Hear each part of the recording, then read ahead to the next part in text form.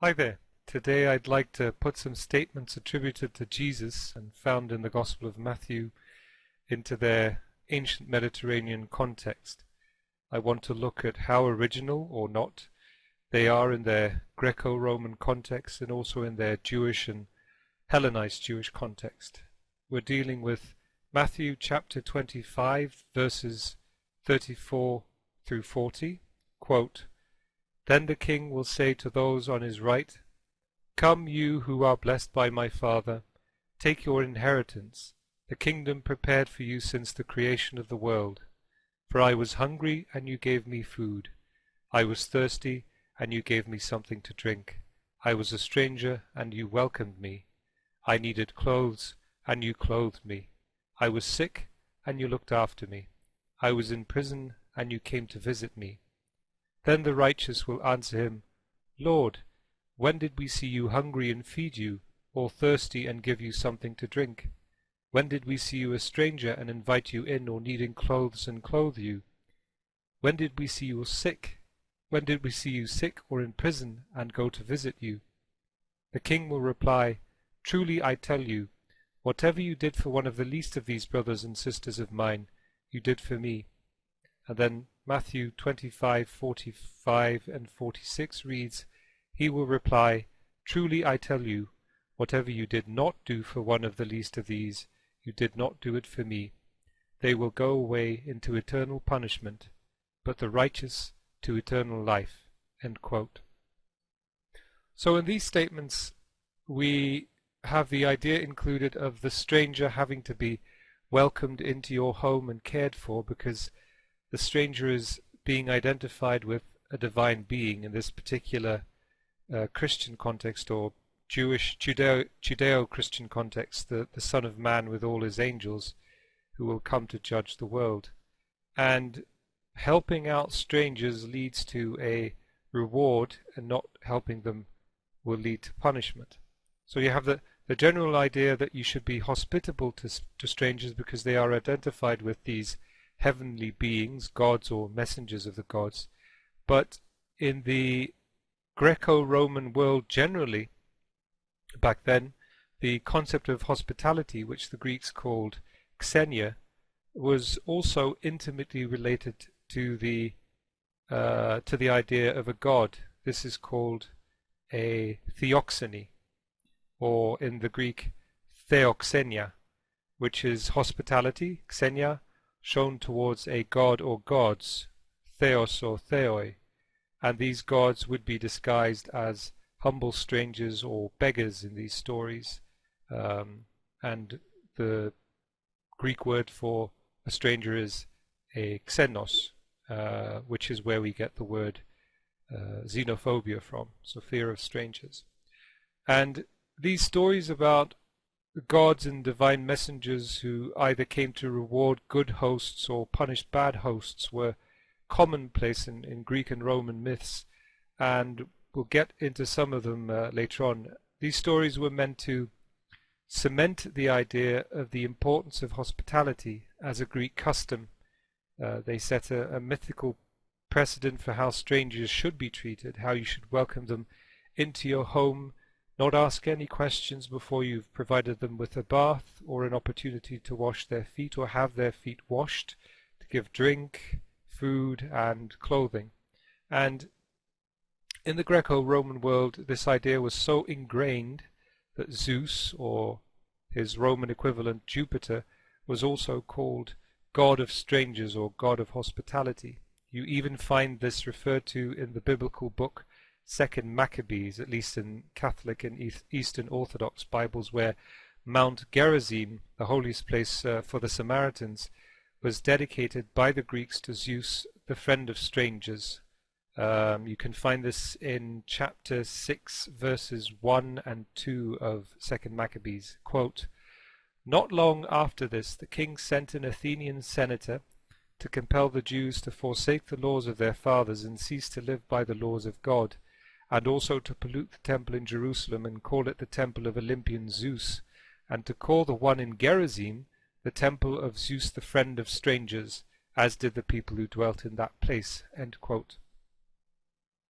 So Just to give you an example of this kind of Greco-Roman theoxenic tale, about a god or gods visiting humans disguised as strangers, I'll take the tale of Baucis and Philemon from Ovid's Metamorphoses, which was written around 8 CE, Common Era.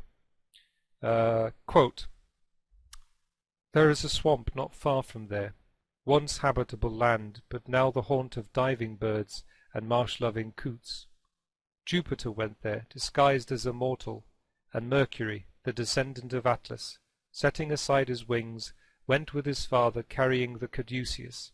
1,000 houses they approached, looking for a place to rest. 1,000 houses were locked and bolted. But one received them. It was humble, it is true, roofed with reeds and stems from the marsh, but godly Baucis and the equally aged Philemon had been wedded in that cottage in their younger years, and there had grown old together. They made light of poverty by acknowledging it, and bearing it without discontent of mind. It was no matter if you asked for owner or servant there. Those two were the whole household. They gave orders and carried them out equally. So when the gods from heaven met the humble household gods, and stooping down past the low doorway, the old man pulled out a bench and requested them to rest their limbs, while over the bench Baucis threw a rough blanket. Then she raked over the warm ashes in the hearth, and brought yesterday's fire to life, feeding it with leaves and dried bark, nursing the flames with her aged breath. She pulled down finely divided twigs and dry stems from the roof, and breaking them further pushed them under a small bronze pot. Next she stripped the leaves from vegetables that her husband had gathered from his well-watered garden. He used a two-pronged stick to lift down a wretched-looking chine of meat hanging from a blackened beam, and cutting a meagre piece from the carefully saved chine, put what had been cut to seethe in boiling water.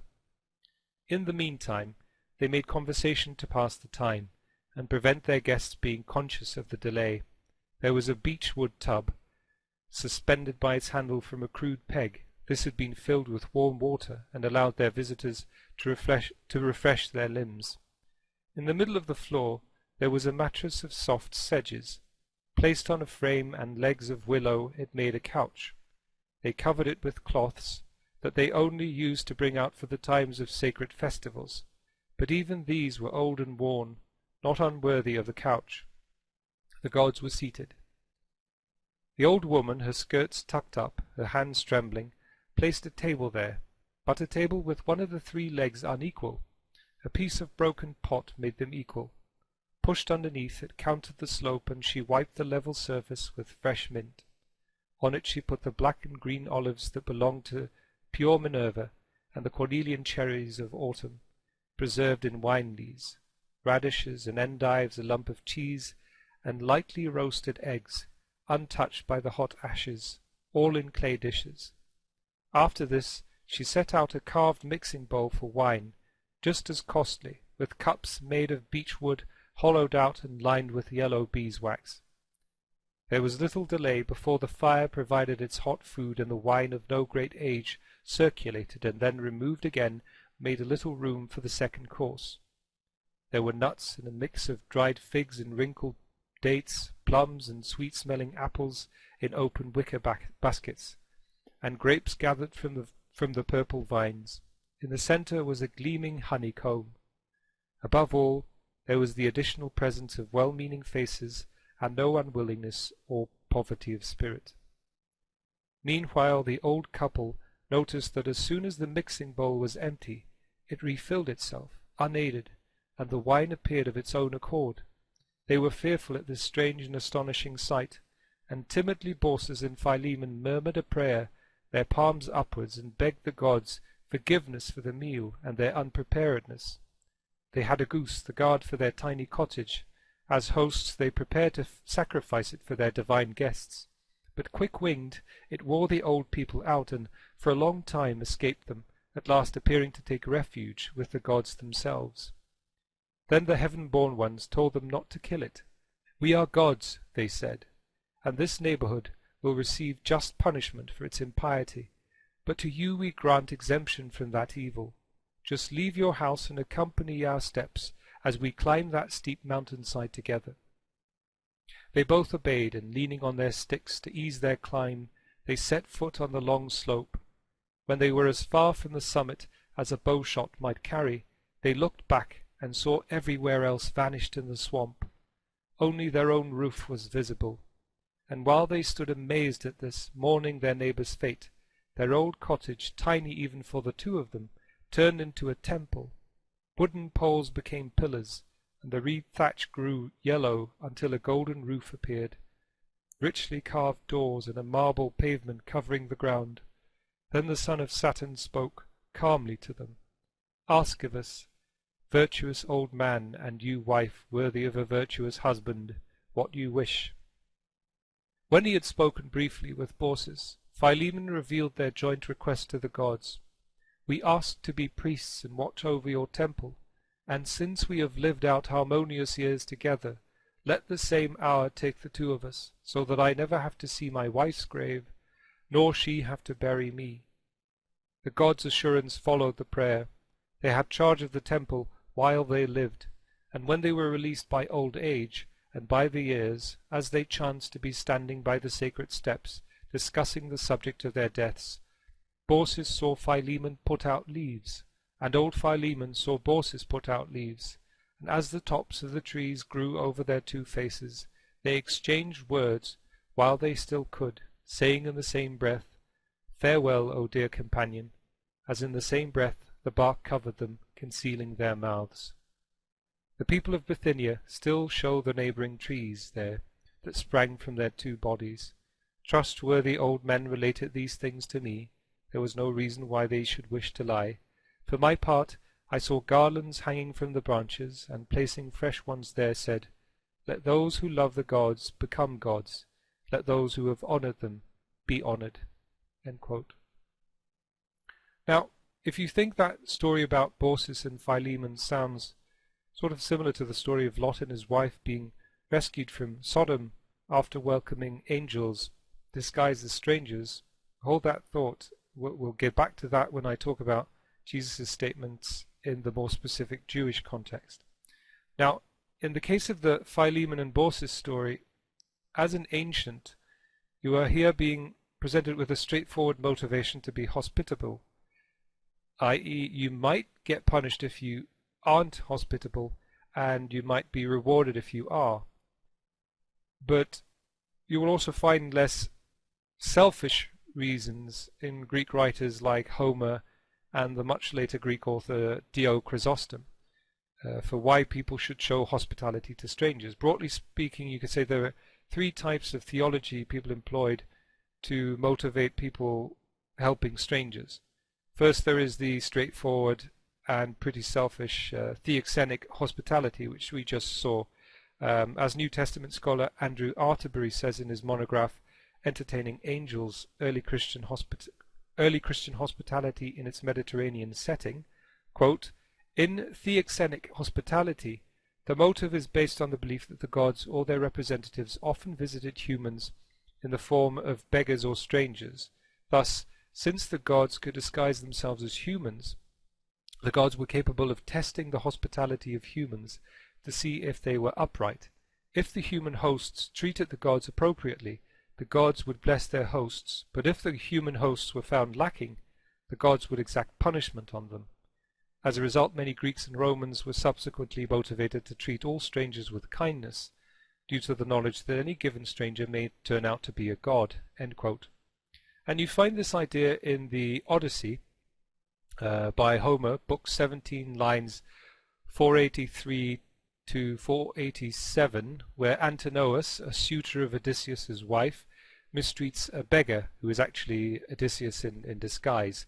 Quote, "So saying, he seized the footstool and flung it, and struck Odysseus on the base of the right shoulder where it joins the back. But he stood firm as a rock, nor did the missile of Antinous make him reel, but he shook his head in silence, pondering evil in the deep of his heart. Then back to the threshold he went and sat down, and down he laid his well-filled wallet, and he spoke among the wooers. 'Hear me, wooers of the glorious Queen, that I may say what the heart in my breast bids me. Verily, there is no pain of heart nor any grief when a man is smitten while fighting for his own possessions, whether for his cattle or for his white sheep. But Antinous has smitten me for my wretched belly's sake, an accursed plague that brings many evils upon men. Ah, if for beggars there are gods and avengers, may the doom of death come upon Antinous before his marriage. Then Antinous, son of Eupeithes, answered him, Sit still and eat, stranger, or go elsewhere, lest the young man drag thee by hand or foot through the house for words like these, and strip off all thy skin. So he spoke, but they all were filled with exceeding indignation, and thus would one of the proud youths speak. Antinous, thou didst not well to strike the wretched wanderer. Doomed man that thou art! What if haply he be some god come down from heaven? Ay, and the gods in the guise of strangers from afar put on all manner of shapes, and visit the cities, beholding the violence and the righteousness of men. So spoke the wooers, but Antinous paid no heed to their words. End quote. People would memorize these kinds of lines and often use them in their own speeches and writings to give their work more force or lustre. For example, in the classic novel Kyrios or Kyrios and Kalliroi, written by Caraton between the 1st century BCE and the mid-1st century CE, there is a servant who is being too insolent to a beautiful woman, Kalliroi, whom the servant has bought for his master as a slave, and the master says, quote, Do you speak to gods as if they were humans? Are you calling her a bought slave? Have you not heard what Homer tells? And the gods, taking the shape of strangers from other lands, observe the insolence and the orderly behavior of mankind, which is a modified version of that previously read statement from the Odyssey, Book 17, verses 485 through 487. Now, that was theoxenic hospitality, so you do it because the person could actually be a god. Now, closely related to this notion of theoxenic hospitality is the idea of being hospitable because it is what Zeus desires, or what Jupiter in the Roman context desires. And you find this idea in the Odyssey, Book 6, line 207. Quote, Nay, this is some hapless wanderer that has come hither. Him must we now tend, for from Zeus are all strangers and all beggars. Or likewise in the Odyssey, Book 14, line 55, For from Zeus are all strangers and beggars. And similarly in the Odyssey, Book 9, line 270, And Zeus is the avenger of suppliants and strangers, Zeus the strangers' god, who ever attends upon reverend strangers. As Arterbury says, quote, Others felt compelled to assist strangers, if for no other reason than that Zeus Xenios, the god of hospitality, would punish those who mistreated strangers. For example, Homer in the Odyssey, Book 14, lines 57 and 58, quote, Nay, stranger, it were not right for me, even though one meaner than thou were to come, to slight a stranger, for from Zeus are all strangers and beggars. End quote. And then finally, there is what one could call true altruistic hospitality, which you find represented in, for example, the Odyssey, Book 8, line 546. Dear as a brother is the stranger and suppliant. So you're doing it in a completely altruistic fashion just because you see the stranger or the beggar as a brother. This altruistic hospitality is also emphasized in a Greek near contemporary of Jesus, Dio Chrysostom, who presents helping shipwrecked people as the highest form of hospitality because you couldn't expect anything in return. Dio Chrysostom lived from about 40 CE to around 120 CE, and in his seventh oration, in his seventh discourse, he laments the fact that poor people often make better hosts than rich people, expressing the generally recognized fact among Greeks and Romans that wealth could corrupt a person. A view also present in the Baucis and Philemon story, where it's poor people who are hospitable. whereas hospitality among the rich would often turn into a tit-for-tat game where hospitality was extended because there was some gain to be had. You expected something in return. And Dio Chrysostom quotes Homer to back this view up. Quote, "They, the poor, light a fire more promptly than the rich, and guide one on the way without reluctance. Indeed, in such matters a sense of self-respect would compel them, and often they share what they have more readily. When will you find a rich man who will give the victim of a shipwreck his wife's or his daughter's purple gown, or any article of clothing far cheaper than that? A mantle, for example, or a tunic, though he has thousands of them, or even a cloak from one of his slaves. Homer too illustrates this, for in Eumaeus he has given us a slave and a poor man who can still welcome Odysseus generously with food and a bed, while the suitors in their wealth and insolence share with him but grudgingly even what belongs to others. And this, I think, is just what Odysseus himself is represented as saying to Antinous when he upbraids him for his churlishness. Thou wouldst not give a suppliant even salt in thine own house. Thou, who whilst sitting there, fed at another's table, canst not bear to give me bread from thy well-loaded board." End quote. So that's the general Greco-Roman context. Now what about the Jewish and Hellenized Jewish context? Well, similar to how Homer's writings establish an ideal picture of how strangers should be treated in a Greco-Roman context, there is the theoxenic story of Abraham in Genesis chapter 18, where Abraham receives 3 strangers, i.e. a disguised Yahweh and 2 accompanying angels, or 3 disguised angels, depending on how you interpret the story. And this story provides an ideal picture of what Jewish hospitality should be like.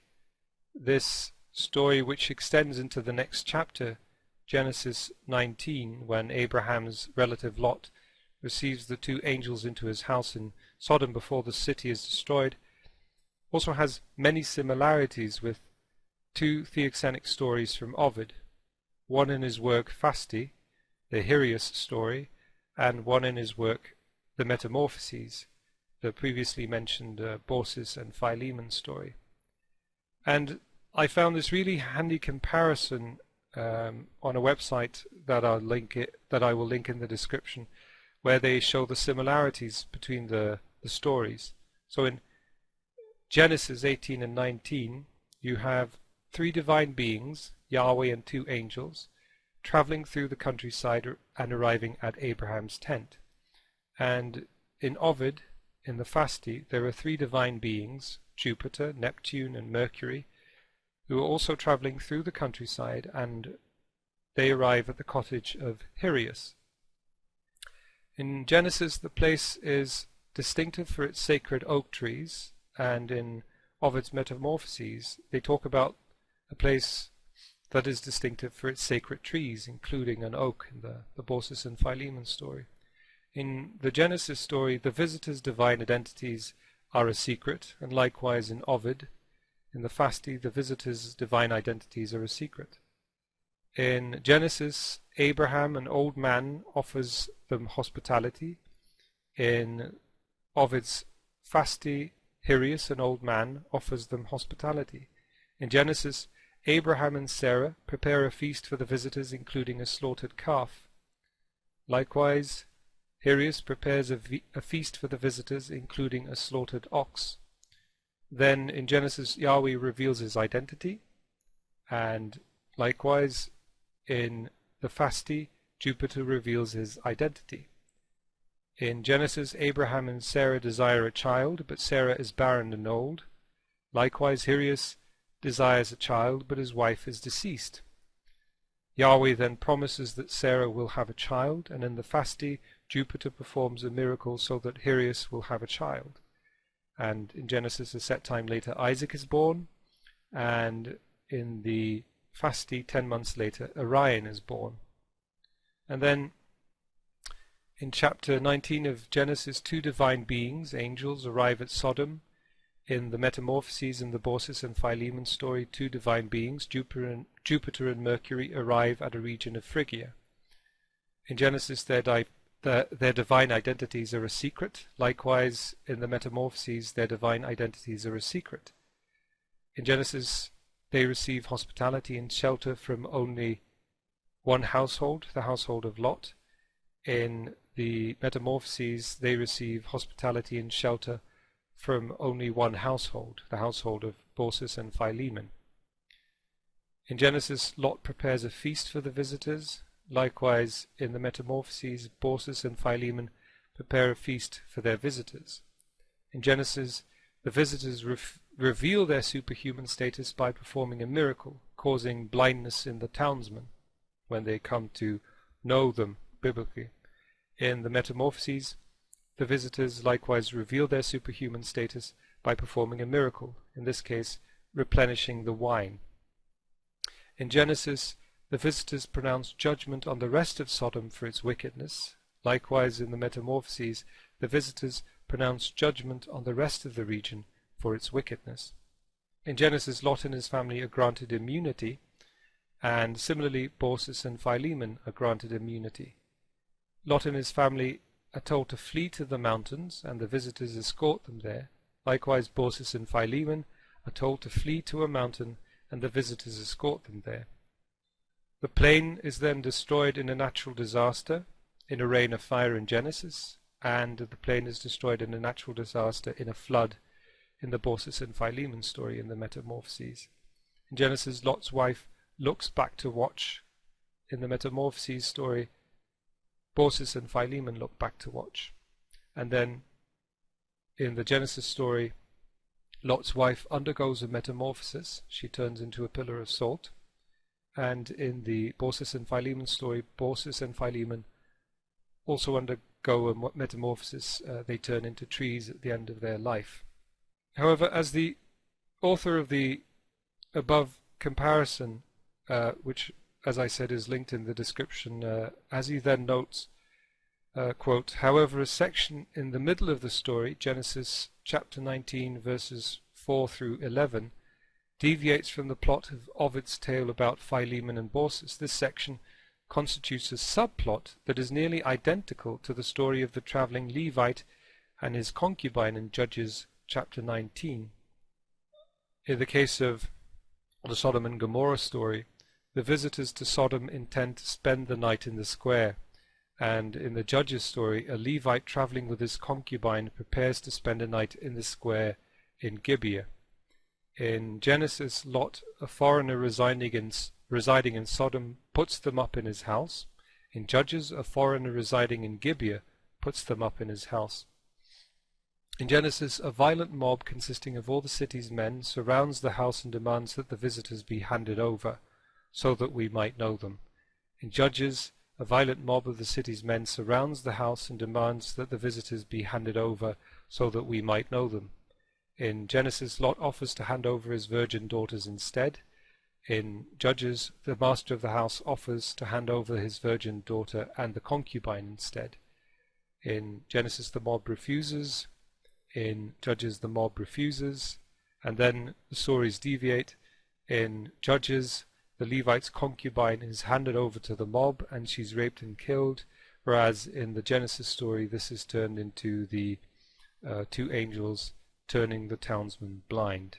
We know that Ovid lived from 43 BCE to around 17 to 19 CE, so much later than when Genesis was written, but most scholars agree that he got many of his stories from the lost work Heteroeumena by Nicander of Colophon, a Greek from circa the 2nd century BCE. And that work, Heteroeumena, also contains stories that probably date back many more centuries. The Genesis story also has clear signs of being a mix of earlier popular stories. For example, the subplot it shares with Judges 19 and the fact that Lot and his wife are told to flee into the mountains, which only seems to make sense in the context of a flood story, not in the context of fire coming down from heaven. Or also the fact that the reception of the angels was originally possibly just a theoxenic story about exemplary hospitality instead of a story set in a broader theological scheme of judgment, of general immorality. But in whichever way particular versions of these Greco-Roman or Jewish theoxenies may be related and how they may have influenced each other at various stages, what is clear that they go back to a common source of more ancient theoxenic stories in the Mediterranean and Near Eastern region about how strangers should be treated well. And just like Greco-Roman writers would refer back to Homer's stories of ideal hospitality, the later biblical authors, both in the Old and New Testament, would refer back to the hospitality shown especially by Abraham, but also by figures like Lot and Job. For example, you have Job chapter 29 verse 16, quote, "I was a father to the needy, and I championed the cause of the stranger," end quote. And these authors use the same kinds of arguments that we discussed in the broader Greco-Roman context for being hospitable. You find also the theoxenic hospitality, because the stranger could actually be a divine being. For example, in Hebrews chapter 13 verse 2 you have, "Do not forget to show hospitality to strangers, for by so doing some people have shown hospitality to angels without knowing it," a clear reference to the Abraham story and the Lot story. And then you also have the less selfish reasons being argued for being hospitable, because one, it's what Yahweh desires, or it's the altruistic, the right thing to do, as exemplified in, for example, Philo of Alexandria's work, a Hellenized Jew and contemporary of Jesus, and he describes the kind of exemplary hospitality Abraham shows to strangers on Abraham in line 109 as follows, quote, "For in a wise man's house," by which he means Abraham, "no one is slow in showing kindness, but women and men, slaves and free, are full of zeal to do service to their guests," end quote. Or in Leviticus chapter 19 verses 33 and 34, Moses is told by Yahweh to instruct the Israelites, quote, "You shall treat the stranger who sojourns with you as the native among you, and you shall love him as yourself, for you are strangers in the land of Egypt. I am the Lord your God," end quote. That same sentiment is repeated in Deuteronomy chapter 10 verses 18 and 19.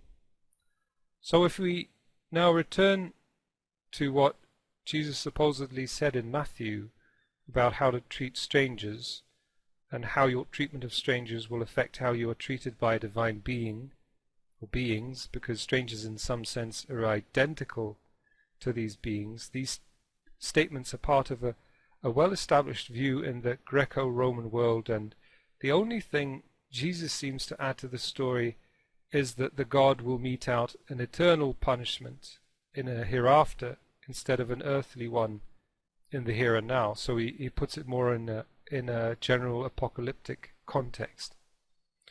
Now, someone could come up and say, well, there are other statements attributed to Jesus that are even more radical in the ancient Mediterranean Near Eastern context, because he extends kindness and love to his enemies. Love your enemies. Well, then I ask you to consider this Akkadian, so ancient Mesopotamian wisdom literature, taken from the book Ancient Near Eastern Texts Related to the Old Testament, edited by J.B. Pritchard.